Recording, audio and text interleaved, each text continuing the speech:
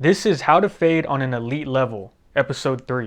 I'm going to be showing you guys that the concepts from episode 1 and 2 apply to any sort of fade. Beard fades, tapers, low fades, burst fades, you name it. So let's go ahead and jump on into it. In this episode, we're not really going to be going into too much of fixing mistakes and correcting errors, but more so looking at different shapes of fades. And the thing is we looked at pretty much medium and high fades, which are really common. And so we're just starting with a low fade. So it's still a pretty standard fade. They tend to be more compressed. Now, if it was a low fade into like a 2 on top, those aren't really difficult to deal with just because you stretch the blend, you have a lot of room for error. These low compressed fades like this guy, how he has a whole bunch of bulk right here and he's fading into long length hair very quickly. A lot of us tend to struggle with that, especially starting out. Whenever I analyze a fade, I'm looking for the bald line. And one thing about really low compressed fades is you can finesse the bald line. In our ears, we naturally have skin right here where no hair grows, aka bald, right? He's using that spot behind the ear to his advantage. Instead of getting the bald line and going like this, he's taking it and he goes straight to this point where there's no hair. And he's able to get lower to help stretch the blend, because if our bulk is right here and our bald line is this green line, it's going to be really difficult to get a clean blend in between that gap. By using the bald spot behind that ear, we're allowing ourselves more room to fade, getting a cleaner fade out of it. The lower you want that weight line, the tighter that fade is going to get, because you're starting to run out of room and hair to blend. When your bald line is here instead of, let's say, here, that extra bit of room to fade makes a world of difference. It's going to be easier to fade between these lines than between these lines.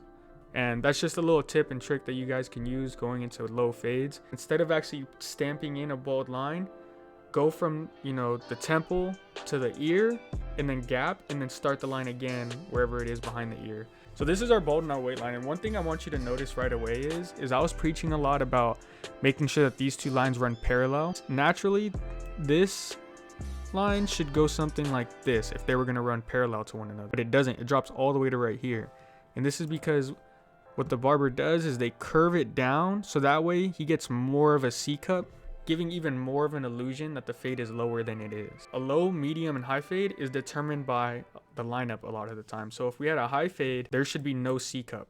If we had a medium fade, here, right? And then a low fade, you end up having a C cup that comes even lower, pretty much almost the entire C cup that's there. So I just wanted to point that out about why the lines might not run parallel. So we got all of our guides set in.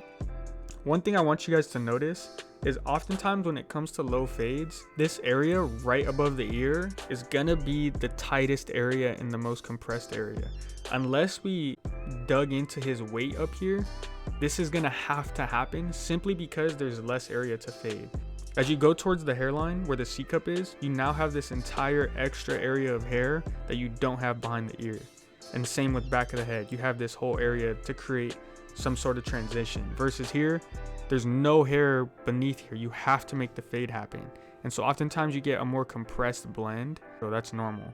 Getting all this weight up here with the whole fade underneath it can be really difficult. And you might think, how can you get the half, the 1, the 2, the 3 blended all within that little thing?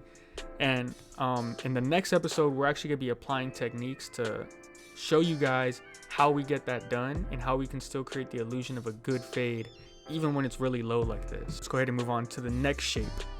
Guys, I wanted to show you something real quick.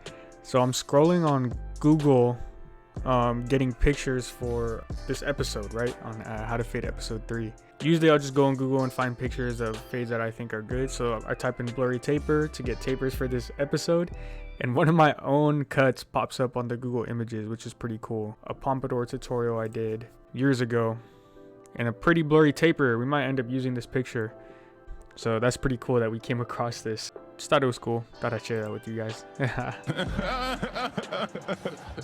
So I decided let's go ahead and use this. And the thing that sucks though is I will say the image is a little bit blurry because the fade is just too blurry. That was cringe. I'm gonna edit that out. We're gonna move into tapers and how the concepts from the previous episodes still apply, because all a taper is just like a miniature fade, right? So this is our ball line and our weight line, and we got to make sure that those shapes run parallel to one another, and that's what makes this taper look so good. The next thing I want to point out is Just like how with the low fade, a taper into this long hair. I know in this area, this is an 8 guard, so the hair is an inch long, right? How we can go from 0 to half to 1 into 8 so quickly, but make it look blended, is what we call stack guarding, right? So stacking guard is essentially putting 8, 7, 6, 5, 4 all in this area right here and just intermingling those hairs, because one thing we learned about shades and values in hair, generally speaking, once you get to around a 2 guard, the hair is now reaching its darkest. So from a 2 to an 8, it doesn't really matter. From a far away, they look around the same length, you know, just because they look the same color. From this green line and up, it's from a 2 to a 3, 4, 5, 6, 7, 8, and it's stack guarding. And whether I didn't use actually individual guards and go up it, once I get to a 2, you can begin to scissor over comb. I like to use thinning shear over comb, or even just clipper over comb it. Whatever method works depending on your haircut or your style preferences. We can go over it in episode 4. The actual techniques that I'm applying is because we use the same concepts. It's just light to dark, keeping a consistent shape, okay? And in episode 4, like I said, we're gonna go over little tips and tricks that we can use to make fades look better than they actually are. Sounds crazy, but yeah. So let's go ahead and move into our next fade shape. Okay, so we have our next fade shape, and here we have a burst fade, okay? So we're gonna find our bald line, which is something like right here to right here. Our bald line isn't the cleanest, but our weight line looks a little bit better. And all we're doing is we're altering the shape of the fade, but we're keeping the same concepts, okay? So when we draw on our red lines, this is give or take what the lines are gonna look like. And one thing I want you to notice when it comes to these burst fades is oftentimes, or pretty much every single time, once the fade starts to get to the side of the head right here, you're gonna be able to compress that blend. And you can get away with doing this because our eyes don't recognize it the same we do when we're looking at it vertically. When the fade is horizontal and you compress it, I don't know what it is about it, but you're able to get away with having a less stretched blend and having to put less detail into it. A lot of people are intimidated by fades that aren't a mid fade or a high fade, and the burst fade is just no different. All it is just creating a different shape. So as long as you have your bald line set in and your weight line runs parallel to that, and you try and keep that consistent, your burst fade is going to come out blurry, I promise you. And you can even see, if you look closely, you can kind of see the lines that are in there, but it doesn't really matter. When you look at it from far away, it looks blended. And then we're going to look at one more style of fade. Okay, so now we're looking at beard fades, and the same concepts apply, man. I'm gonna sound like a broken record, but the thing is with beard fades is we can always do the same thing that we do with the other fades. So we have our bald line. In this case, the weight line is something like this. I want you to notice the weight line and the bald line on the beard are parallel to each other. They're consistent, because if you continue these lines, they're gonna go and meet up in a circle or something. I don't know the artistic concept for that, but all I know is they run parallel to one another.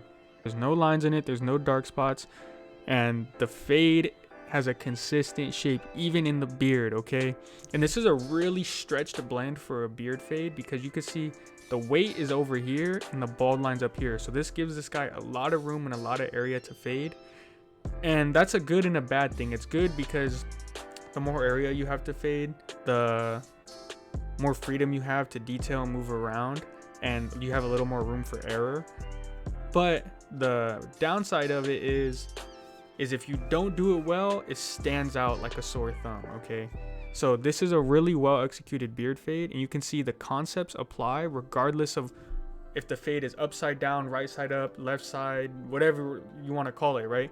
A beard fade, all it is an upside down fade. We have our last style that we're going to look at today. The first one was more of a mix between a beard fade and a beard taper. This one is a more obvious beard fade. The beard taper is going to be just right here and kind of blended in this area, whereas a beard fade usually doesn't have this back line and it just fades this way. So one thing about beard fades that are a little bit different than normal fades is you can kind of alter the shape of them a lot more. Oftentimes beards tend to be patchy and uneven, and you'll notice that there's a lot of darkness that's right here that isn't up here. The concept is still there. If you remove these lines, you can see this curved shape that he's fading in, and obviously the hair up at the top of his cheek isn't as dark and dense as the hair at the bottom of his chin, but he still keeps the same fade concepts. There's still a weight line that's going on. You can get away with it because beards oftentimes naturally have that look where it's lighter up top and darker at the bottom. And I just wanted to show this example compared to the last because this is more of an unorthodox style of beard fade that still looks good, because you can still get a clean, good fade even though there's not the same darkness at the top than there's at the bottom. That's gonna be it for today's episode. Tune in next week to episode 4, where I'm going to be talking about different techniques that I've been talking about and show you guys how I use them and how I execute them to give the illusion of better fades. Thank you guys so much for watching. Tune in next week to episode 4 of how to fade on an elite level. I appreciate all the love, and I'm out.